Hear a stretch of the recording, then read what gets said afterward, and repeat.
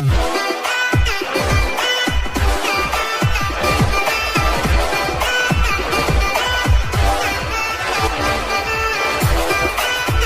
Starting सबसे पहले वेंशन से होती है, जो कि फाइनली अपने डैड से झगड़ा करके अपना सारा घर बार छोड़कर वहाँ से भाग जाती है। जैसे उसके डैड को पता चलता है कि वेंशन घर से भाग गई है, तो इसके बाद उसकी सारी कार्ड्स कैंसिल करवा देते हैं। यहाँ पर वेंशन अपने लिए ठिकाना ढूंढने के लिए होटल में ठहरने का सोचती है। इसके बाद वो जैसे ही नोटिस करती है कि उसके क्रेडिट कार्ड्स काम करना बंद कर गए हैं, उसका उसे पता चल जाता है कि उसके डैड ने दरअसल उसके साथ एक नया वॉर डिक्लेयर कर दिया है। यहाँ पर वो फिगर आउट करने की कोशिश कर रही होती है कि अब वो कहाँ पर जाए। इतने में ही शो उसके सामने अपेयर हो जाता है और कहता है कि wow, what are you doing here. यहाँ पर वेंशन परेशान होती है कि क्या वो उसे ये बताए कि वो घर से भागी है। यहाँ पर उसे इग्नोर करती है और उसके बाद अपनी इकलौती होप वेंड्रा को कॉल करती है और कहती है कि उसे आज रात ठहरने के लिए कोई जगह चाहिए। फिर दैट वेंड्रा उसे अपने पुराने घर का एड्रेस दे देती है। यहाँ पर वेंशन जैसे ही वेंड्रा के घर को देखती है तो उस समझ में आ जाता है कि उसका स्ट्रगल सच में रियल था। आफ्टर दैट उसे उस घर में तो ठहरना नहीं था, बिकॉज उसके अलावा उसके पास कोई बेचारा नहीं था। इसके बाद वो घर में एंटर कर जाती है, सोने की कोशिश करती है पर उसे नींद नहीं आती। इतने में वो देखती है कि घर का दरवाजा दरअसल अपने आप खोलने की कोशिश कर रहा है। अपने आप तो खुलेगा नहीं, कोई इसे खोलने की कोशिश कर रहा है। उसे लगता है कि शायद देर रात में यहाँ पे चोर तो नहीं आ गया या फिर कोई उसे मारने वाला हो। इसके बाद वो जल्दी से अलर्ट हो जाती है। जब उसके पास में दिखता है उसे लेकर वो तैयार हो जाती है कि वो इस बंदे को जरूर मारेगी। यहाँ पर पहले वेट करती है और अचानक से गेट ओपन हो जाता है। इसके बाद दोनों ही उसी को दिक्कत चलाने लगती हैं। दरअसल गेट किसी और ने नहीं बल्कि वेंड्रा ने खोला हुआ था। तभी यहाँ पे वेंड्रा उसको गुस्सा करती है कि तुम आधी रात को ऐसे कैसे कर सकती हो। तभी यहाँ पे वेंड्रा कहती है कि मैं क्या करूँ, मुझे लगा कि तुम जागना चाहो या फिर तुम्हें परेशानी ना हो, इसलिए मैंने ये सब किया। और वैसे भी मेरा कोई इंटेंशन नहीं था तो वैसे जगाने का। इसके बाद यहाँ पर वेंड्रा अपने आप बैठ कर रोना स्टार्ट कर देती है, बिकॉज लियांग उससे बात नहीं कर रहा होता है और उसके इतने सारे झूठ के बाद अब जो पानी है उसे इससे काफी बचा चुका था। यहाँ पर लियांग को भी उसके झूठ हजम नहीं होते। झूठ क्या, अब तो उसके सच भी उसके कान से खून निकाल देते हैं, बिकॉज वेंड्रा की हर एक चीज में उसे डाउट होता है, भले वो कुछ भी करे। यहाँ पर वेंड्रा परेशान होती है बिकॉज लियांग ने उसके चक्कर में घर भी छोड़ दिया है। अब वो होटल में स्टे कर रहा है ताकि उसे वेंड्रा से ज्यादा बात ना करना पड़े और वेंड्रा उसे परेशान ना करे। बट वेंड्रा तो है ही शेमलेस, इसके मामले में तो उससे कोई भी नहीं जीत सकता, ना ही वेंशन और ना ही कोई और। तो लियांग किस खेत की मूली है। इसके बाद वेंड्रा कहती है कि वो हार नहीं मानने वाली। यहाँ पर वेंशन कहती है कि आई नो एंड मैं तुमसे सिर्फ यही एक्सपेक्ट कर सकती हूँ इस सिचुएशन में। वेंड्रा और लियांग के हाथ पर जोड़ती है कि प्लीज उसे डिवोर्स ना ले, बस उसे गुस्सा होना है तो गुस्सा होता रहे बस कुछ दिनों के लिए, बट नॉट फॉर ऑलवेज।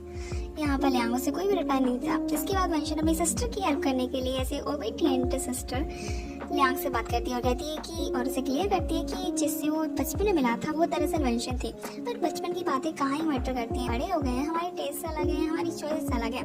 यहाँ पर लियांग उसे थैंक यू बोलता है कि उसने बचपन में उसकी हेल्प की थी। तो वेंशन कहती है कि ओके इट्स ऑलराइट। यहाँ पर वो कहती है कि वो वेंड्रा से झगड़ा करना बंद कर दे। तभी लियांग कहता है कि ये उसका मैटर है, अपने तरीके से सुलझा लेगा। तभी वेंशन सोचती है कि शायद उसने अपनी सारी कोशिश कर ली, अब जो भी होगा वो सिर्फ वेंड्रा के ऊपर डिपेंड करता है। वेंड्रा उसी होटल में स्टे करना स्टार्ट कर देती है जहाँ पर लियांग उसे छुप कर बैठा हुआ था। इसके बाद वो लियांग को हर टाइम उसे परेशान करती है, हर टाइम उसके डोर पर जाके खड़ी हो जाती है। अब लियांग उसे एक्सेप्ट करे पर लियांग उसे चांस नहीं देता। यहाँ पर एक लड़की को देखते हैं जिसका नाम यान युआन होता है, जो कि लियांग को देखकर उस पर ट्राई मारने का सोचती है, बिकॉज लियांग एक तो हैंडसम और रिच है। इसके बाद यहाँ पर वेंड्रा उसे जेलस होती है और एक भी चांस नहीं देती कि वो लियांग पर ट्राई भी मार पाए। अब लियांग तो उसमें टोटली अनइंटरेस्टेड रहता है। उसके बाद नेक्स्ट डे वेंशन का बर्थडे रहता है और उसकी बर्थडे मॉर्निंग भी काफी सरप्राइजिंग होती है।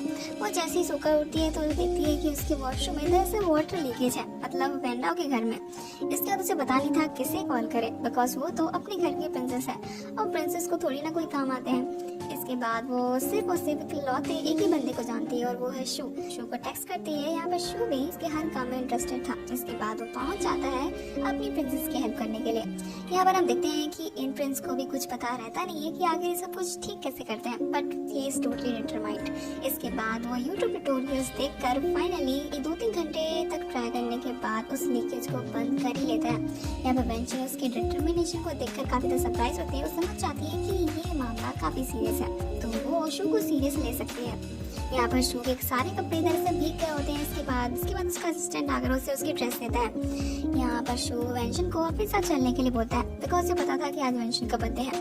इसके बाद वेंशन उसके साथ जाने के लिए तैयार हो जाती है और आफ्टर दैट वो एक छोटा सा सेलिब्रेशन करता है हमारी वेंशन के लिए और वेंशन ये सब देखकर खुश हो जाती है।